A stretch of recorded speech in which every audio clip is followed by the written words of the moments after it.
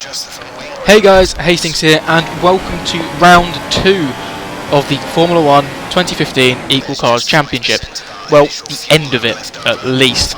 Unfortunately, this series has had quite a bad start, very unlucky start in terms of things going on, or things going wrong with the recordings. In round 1, you probably remember that the audio didn't record, and I had to go back and do a post-com, otherwise you would have heard the live chat between myself, Tom and Alex. This is the very end of round 2 because unfortunately for this round the gameplay decided not to record. So once the audio's gone, once the gameplay's gone, it's got off to a really bad start basically. What I have managed to do is recover this last lap basically, because I remembered that the game DVR built into the Xbox One lets you record up to 5 minutes in the past, so I did that. I managed to get at least the last lap and the standings. As you might be able to see, my steering will go straight as I go very far off the track on very worn tyres on the last lap. I actually come across the line to finish P11, so no points for me this race, which is a bit of a shame. But I think we've actually already recorded round 3, which you'll see tomorrow. So I'm not 100% sure. I can't completely remember what actually happened in this race. I know that Tom had a pretty poor race just in general. He started quite near the back, he got into a few incidents and stayed near the back pretty much the whole race. A really bad race for him. I think I qualified about 6th, which was pretty good. Ended up pointing backwards a few times, which wasn't very good. And I came home in 11th, as you saw. And just behind my teammate, which is quite annoying. This is Maldonado we're talking about, so probably the only time he's going to score points in the entire series, and he's preventing me from scoring a point. So, you know, that's just the way this way that Formula 1 goes sometimes. So yeah, I finished 11th. Alex started, I think he started up near me. I think he had a few incidents of his own, but he had a much better race than Tom and I. He was the only one of the three of us that actually managed to score points in this round, which was nice, because he was the only one that didn't score points in the last round. As you can see there, he was 9th, right where he started actually.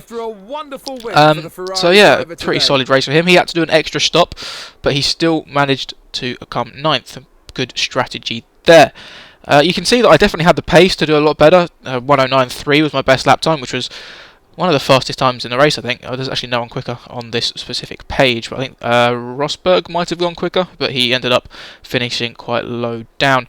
Where it says Welty there, that's just one of my friends that joined the lobby while we were recording, and that should be Hamilton, I believe. Yeah, there's Rosberg in 16th, with indeed a faster lap time than mine. So yeah, I'm really sorry that I couldn't show you the highlights from this race. It wasn't actually the best race in general anyway. Like I say, I ended up pointing backwards a few times.